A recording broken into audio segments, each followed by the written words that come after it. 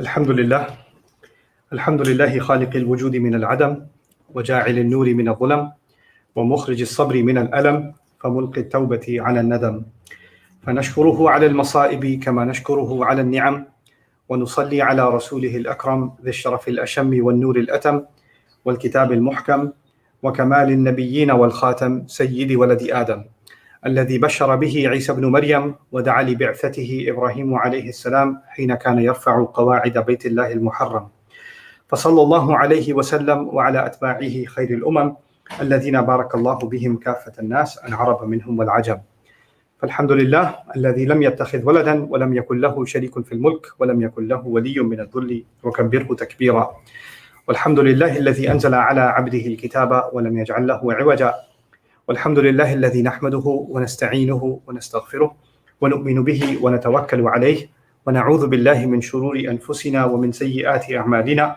من يهده الله فلا مضل له ومن يضلله فلا هادي له ونشهد أن لا إله إلا الله وحده لا شريك له ونشهد أن محمدا عبد الله ورسوله أرسله الله تعالى بالهدى ودين الحق ليظهره على الدين كله وكفى بالله شهيدا فصلى الله عليه وسلم تسليما كثيرا كثيرا أما بعد فإن أصدق الحديث كتاب الله وخير الهدي هدي محمد صلى الله عليه وسلم وإن شر الأمور محدثاتها وإن كل محدثة بدعة وكل بدعة ضلالة وكل ضلالة في النار قال الله عز وجل في كتابه الكريم بعد أن أقول أعوذ بالله من الشيطان الرجيم إن ولي الله الذي نزل الكتاب وهو يتولى الصالحين والذين تدعون من دونه لا يستطيعون نصركم ولا أنفسهم ينصرون وإن تدعوهم إلى الهدى لا يسمعوا وتراهم ينظرون إليك وهم لا يبصرون خذ العفو وأمر بالعرف وأعرض عن الجاهلين رب اشرح لي صدري ويسر لي أمري واحلل عقدة من لساني يفقهوا قولي واللهم ثبتنا عند الموت بلا إله إلا الله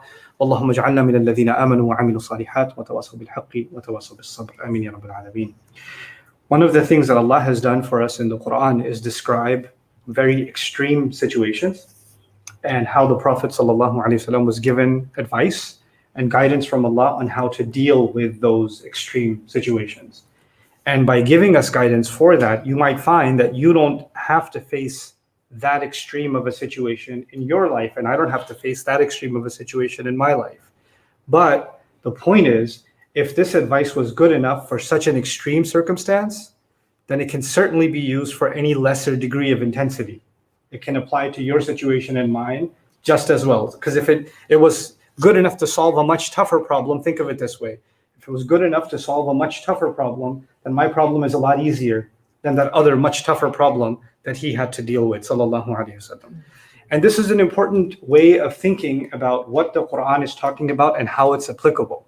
Because if you don't think of it this way, then it can create a lot of problems in the way you and I understand our religion and the way we see the world around us. For example, if you just say to yourself, the Quran, whatever it says, applies universally, the way it applied on the Prophet ﷺ is the same way it applies on us. Or the way Allah was talking to the Sahaba is the way that he expects it to be applied on our situation. The problem with that is, you and I both know that the kinds of sacrifices that the companions of the Prophet ﷺ made are greater than any sacrifice you and I are ever going to make. They are called sabiqun for a reason, right? And the converse of that also has to be taken into consideration. What does that mean? That means there were people alive in the time of the Prophet ﷺ. You and I are listening to the Quran. They were hearing the Quran from the Prophet's own voice. They were in front of him, and they still disbelieved in him. They didn't just disbelieve in him and make fun of him. Some of them even attempted to kill him and actually wished for him to be dead. There were others who believed in him while having met him, spent time with him, praying behind him, that were actually conspiring against him, right? So I'm talking about the kuffar of Makkah, I'm talking about the munafiqun, the hypocrites of Medina, the disbelievers and the mushrikun of Makkah and their arrogant leadership. They were so arrogant, some of them, that the Quran would compare them to Fir'aun, or to Qarun, or to, other archetypes in history. Some pretty bad people. So the point I was getting at was, if the good people of that time, the Sahaba, are way better than we're ever going to be. You understand? You also have to understand that nobody will come close now, in spiritually speaking, nobody can even come close to committing the kind of crime that someone who lived in the time of the Prophet ﷺ and was being stubborn with the Prophet, or was being arrogant with the Rasul ﷺ, after seeing the Quran coming down, after hearing it in its original revelation and rejecting it that way, that is a level of arrogance. There will be people that are arrogant afterwards, but that's a level of arrogance that's unparalleled. Do you understand? So they're better, their good people are way better than us in a sense, and their bad people are way worse than us. You have to understand that part of it too. The hypocrites at the time of the Prophet ﷺ were living with him. They were praying with him and were conspiring to get him killed. And were hoping that he would die in battle. And were trying to undermine him in any which way. Right? Now there will be hypocrites after, but they're not going to ever be at the level where they're going to be able to even have the chance to commit such a crime. You understand? So because of that reason, when you and I read, for example, something Allah says about the hypocrites in the Quran, we shouldn't immediately think, well, this ayah, the way it applied in its original context and who this was meant by, I know some people this applies to them too. And you jump, and you the same way you wouldn't say, well, this is a praise of those who were following the Prophet ﷺ, the Sahaba who made these sacrifices, this must apply to me also. No, actually, the more sophisticated and the more correct way to think about this is that when Allah is speaking about the believers who've done good things, who've struggled, who've migrated, then they are our inspiration, and we are going to reflect something from that guidance. Not all of it, something from it. Some of it applies to us, and we have hopes of being rewarded in some way the way they've been rewarded. Even though the opportunity for goodness that they had can never be repeated again, because they were literally side by side with Rasulullah sallallahu alaihi wasallam, right?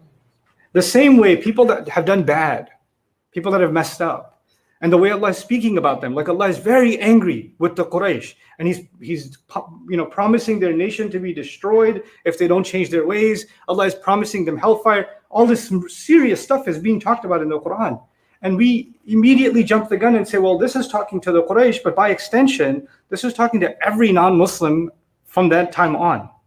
That is a huge jump that we're not justified to make. So you can't expose or export the anger of Allah in certain ayat and then apply that to all people in all circumstances. That is a huge jump that we tend to make. Are there some people that it might apply to? Sure. But we become too quick to judge. And the ayat I want to talk to you about today actually have to do with a certain problem that the Prophet ﷺ had to deal with, and the way Allah gave him guidance on how to deal with it. And so we're going to hear that, but I don't want you to think once you hear it, well, this is, because specifically if I'm going to just, solve the mystery ahead of time and let you know what I'm going to talk about, I'm going to talk about stubborn people. I'm going to talk about people that are stubborn, that are hard to deal with, people that are not compromising. You're trying to reason with them, you're trying to talk to them, you're trying to help them understand, and they won't have it. They don't want to hear anything you have to say. In fact, they get even more stubborn and dig their heels in even more and get even more rigid in their point of view if you try to reason with them. So instead of de-escalating, they escalate further, right? It makes things even worse. And everybody in life has people that they may have dealt with or are still dealing with. I don't want you to look at them or point to them right now, but you're dealing with them, and you have to. You find yourself at odds. Like I tend to be a pretty good communicator. I'm able to get my message across, but for some reason with this person, I'm never able to get my point across. And even when I try to make things better, they only get worse. This person only makes things worse. They get even more stubborn. Well, the Prophet ﷺ was dealing with the most stubborn people. Like the greatest messenger was given the toughest crowd. You understand? Like because he's the greatest of all messengers, sallallahu alaihi wasallam, the kuffar he had to deal with were some of the most rigid, tough kuffar ever in history. They may not have had the power of the Pharaoh, but they had the arrogance of him too. They still had the arrogance of him, right? And he has to deal with them. And now he's giving them Quran for well over a decade. 2/3 of the Quran is coming to the Quraysh of Mecca. And the more Quran that should have been heard in their language, in ways that was loving towards them, in giving them counsel and warning them, over time that should have softened their hearts. If they started out against it, it should have, the rigidity should have chipped away at it, right? But instead, what do you find? You find they're getting more aggressive against the Prophet ﷺ, and then more aggressive, and then more aggressive, and then more aggressive. They're not getting better. with the coming of more Quran, they're getting worse. They're actually getting worse. And this is a scenario which the Prophet ﷺ has to deal with. It's one thing that you're talking to somebody stubborn, they don't want to hear what you have to say. So you know what you say, you and I say, you know what? I don't think I have to deal with this person. They're impossible to talk to. I'm just going to walk away. There's no point. There's no point communicating with a person like that. In fact, every time I talk to them, they are worse than the time before. And then I talk to them again, and they're worse than the time 2 times before then. So this isn't going anywhere. This is totally headed in the wrong direction. I need to just get away.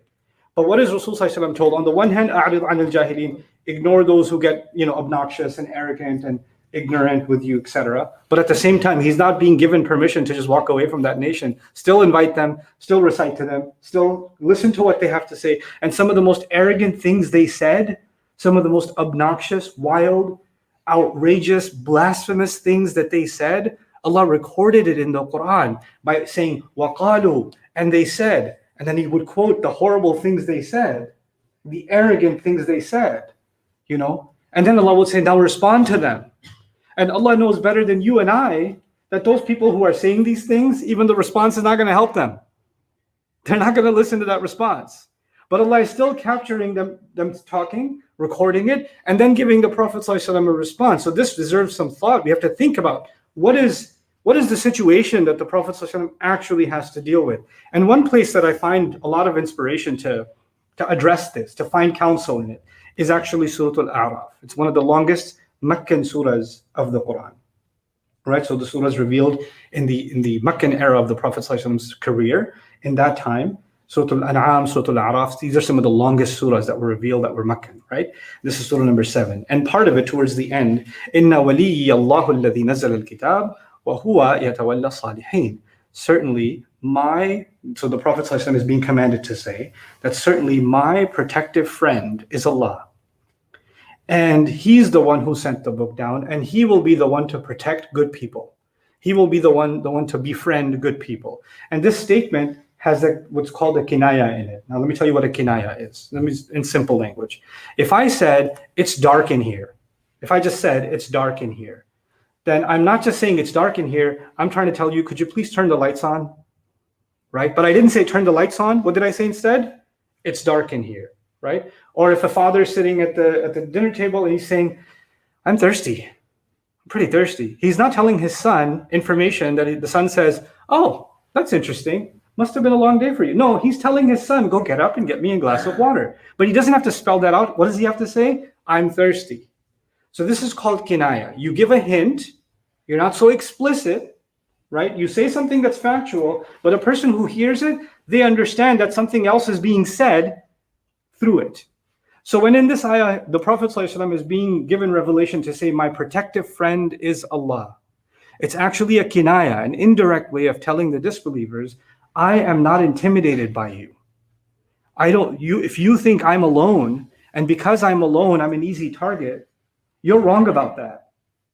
And if you want to dismiss what I'm saying to you because you don't find any value in it, you make fun of it every time I open my mouth about Allah, about the Quran, you insult me and call me insane, you poke fun at these ayat, you do all of this insulting, dismissive stuff, that doesn't take away from the fact that Allah is the one who sent it down. I will not see it as any less because my appreciation of the Quran and what was given to me, that doesn't depend on your reaction to it. And this is an important lesson right now.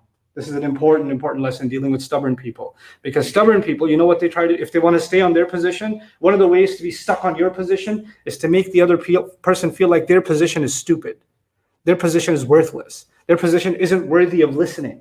And when you hear that from somebody else, you start questioning whether or not you actually have something valid to say. And you know what? If you're not strong in your beliefs, you know what's going to happen? You will crumble. And eventually, even if you're right, you're going to go back to the stubborn person and say, I'm sorry I offended you. Right? You didn't say anything wrong, but they have such a strong psychological game that they look so offended and so upset, and they're so rigid. Their conviction in the wrong is enough for you to be shaken and say, hey, I'm sorry I said that, even though you were the one who was saying something right. Right? So they can do that to you. That's a really powerful technique that's used. It's used in media. It's used by, political personalities. It's used in debate forums. It's used in family life all the time. Some people are really good at it. Really good at it. They can make you feel ashamed for saying something right? And then you can buckle. So the ayah first says, I'm not going to get bullied because my wali is Allah. I will not belittle or back down from what I have to say because it was revealed from the book. That's the kinaya behind it. وَهُوَ يَتَوَلَّى الصَّالِحِينَ. And he is the one who befriends all good people. Look at this last part. It's not just to say, he befriends good people. No, for any of you who will change sides, who will listen to what I have to say, who want to become better, who want to walk away from the stubborn. Because what happens sometimes, this is actually in long time ago when I was doing criminology studies, this is crazy stuff like gangs and young people that get into trouble and end up in jail and stuff like that, or you beat somebody up or did some kind of crime. A lot of times there's one person in the group, right, who's very dominant. They're really intimidating, they're loud, they're maybe taller than everybody, stronger than everybody, and everybody's scared of their temper. You don't want to make him mad. So when that guy does something wrong, even if the other 5-6 guys with him did not want to do it, they only did it because the ringleader is so intimidating that it's too scary to walk away from him because you don't want to get on his bad side. So they'll engage in criminal behavior, not because they're as violent or as evil as the guy leading them, but they turn into sheep behind him. And they don't question it, because if they question it, they figure the other 5 are going to beat me up, or he's going to turn his rage towards me. So I better just go along with this. I better just go along with this, carjacking or this mugging or whatever else, And so when the police capture these young men, these adolescents, these juveniles, and they interview them separately, it was him, man. I can't go against him. I can't, and they'll rat him out. Each one of them will be like, it was that guy. You don't know how he gets. What is the ayah saying? He, Allah, is the one who befriends and protects good people. In other words, you don't have to be intimidated by the stubborn people in your circle that you have to hide behind even if you don't agree with them, you're too scared to speak out, right? You're too scared to just take your own stand. Don't be like that. So in this, not only is the Prophet ﷺ standing tall, he's actually encouraging people that haven't found the guts to stand tall yet, to get them to stand tall. So it's a remarkable kinaya. Then he says, وَالَّذِينَ تَدْعُونَ مِن دُونِهِ لَا يَسْتَطِيعُونَ نَصْرَكُمْ وَلَا أَنفُسَهُمْ يُنصَرُونَ. This is an attack on the idols of Mecca. He says, those of you who you call other than him, meaning other than Allah, they're not even capable of helping themselves. And they can't help you, and they can't even help themselves. They're completely powerless. And this is not the subject of the ayah. I want to set the scene for these 2 ayat that are coming. Now listen to this. وَإِن تَدْعُوهُمْ إِلَى الْهُدَى لَا يَسْمَعُونَ وَتَرَاهُمْ يَنْظُرُونَ إِلَيْكَ وَهُمْ لَا يُبْصِرُونَ. There are 2 ways you can read this ayah. Allah intended this remarkable duality in this ayah. And I hope I'm able to express that to you clearly today. So one meaning of this is, the Prophet ﷺ was told to criticize these idols that they have set up, right? And in religions, especially even in Mecca, when they built these idols, they give them kind of human form, right? They give them a face, nose, smile, sometimes scary teeth, sometimes big ears. This especially give them bulging eyes. And if it's a tall statue, it's looking down at you. So every time you look at the statue, you feel like it's staring at you. Or it's always staring at you, And so they want to give this psychological impression that this figure is listening, or this figure is watching me. And they'll give this they'll create a look on it, a certain look on it that's supposed to intimidate or make you feel like, you should be sitting in awe. So they create these psychological effects in the way that they carve these idols. There's actually a method to that, right? There's strategy behind it. And what does the ayah say? One way of looking at it is, this ayah is talking about the idols. And it's saying, and when you call on these idols to guide you what to do, how to deal with this prophet. He's insulting you, right? Because the prophet is insulting the idols in a sense. He's saying they're nothing, they're powerless. So you should go to your God and say, hey, great God, this one insulted you. How should we deal with him? You go get guidance from them. So if you were to call them to guide you, la yasma'u, they won't hear. وَتَرَاهُمْ يَنْظُرُونَ إِلَيْكَ, and you're going to see them staring at you. وَهُمْ لَا يُبْصِرُونَ, and they can't even see. So this attempt, like, why don't you go get spiritual answers from your temple? Go get them. And then while you go, you should know. You're going to sit there waiting for an answer, and they can't see. Like, it's an insult on top of an insult. But there's another dimension of looking at this ayah, which is the hum was used majazan. What this does, let me put it without getting technical about the Arabic, is the Prophet ﷺ and the believers are being told that you will see them. You will see, or in tad'uhum, if all of you invite the stubborn people to guidance, if you invite stubborn people to listen to you, to something that will actually guide them, to common sense, to reason, la yasma'u, there's no way they're going to listen. This is describing the nature. It's like comparing stubborn people to statues, right? Because you're talking to a statue, it has no reaction. It stays the way it is. And now Allah is flipping the script and saying, by the way, if you Muslims and if you believers, you meet certain people, you talk to them, it's no different than talking to a statue. La tasma'u. La yasma'u. They're not going to hear. وَتَرَاهُمْ يَنْظُرُونَ إِلَيْكَ, and you're going to see that they're looking right through you. They're staring at you as if they've got this deep, profound analysis and they've figured you out. And it's so belittling. It's so intimidating when somebody gives you a certain kind of stare, right? The Quran talks about the power of staring and how it can be actually a means of intimidation. Some of you might have been put in that situation. There are some people who look at you a certain way and you can melt inside. You can feel like nothing inside, just from the way they're looking at you, their facial expressions, the way their eyes bulge. Just the way and what does Allah say about that look, that intimidating look? وَهُمْ لَا يُبْصِرُونَ, and they don't see anything at all. In other words, it's just an act. Behind that stare is no deep thought, no real criticism. There's nothing. It's just an act used to intimidate you because they have no real insight at all. They have nothing more to offer than intimidation. That's all they have to offer. وَتَرَاهُمْ يَنْظُرُونَ إِلَيْكَ وَهُمْ لَا يُبْصِرُونَ. So it's this deep insight into, first of all, the first thing you and I have to learn about dealing with stubborn people. I'm not saying the stubborn people you have to deal with in your life are the same as the idols of Makkah or the leaders of Quraysh. That's what I started with, that disclaimer. So I have to review that disclaimer with you. But what I do have to also tell you that just because someone is stubborn doesn't mean that they wake up stubborn and they are stubborn 24 hours a day or 12 hours of their waking day and they go to sleep stubborn. Some people are really nice, calm, regular. They're really easy to deal with. But when it comes to one issue, when it comes to one subject, or when it comes to one of those, they're having one of those days, and they become somebody else. You can't even recognize them. You understand? So they're not like the statue. That's always the same.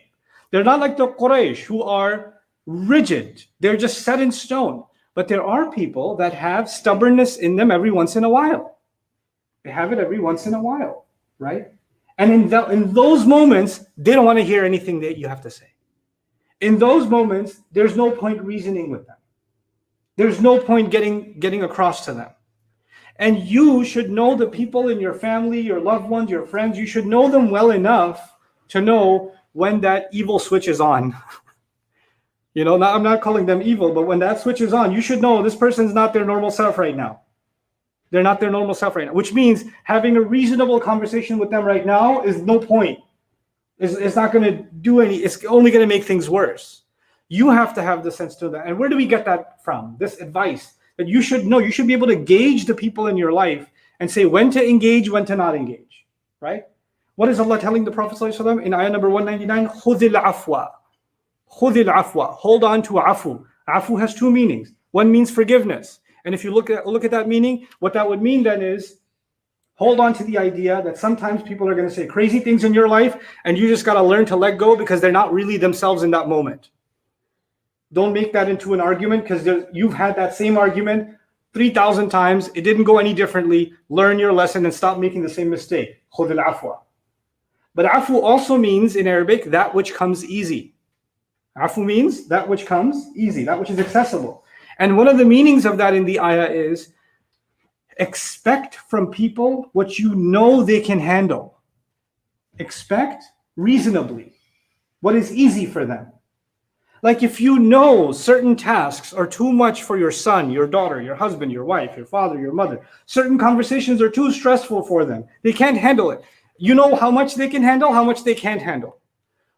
First of all, gauge and be merciful and understand who can handle what. Rasulullah sallallahu alaihi wasallam would not give the same level of tasks to every sahabi, every companion.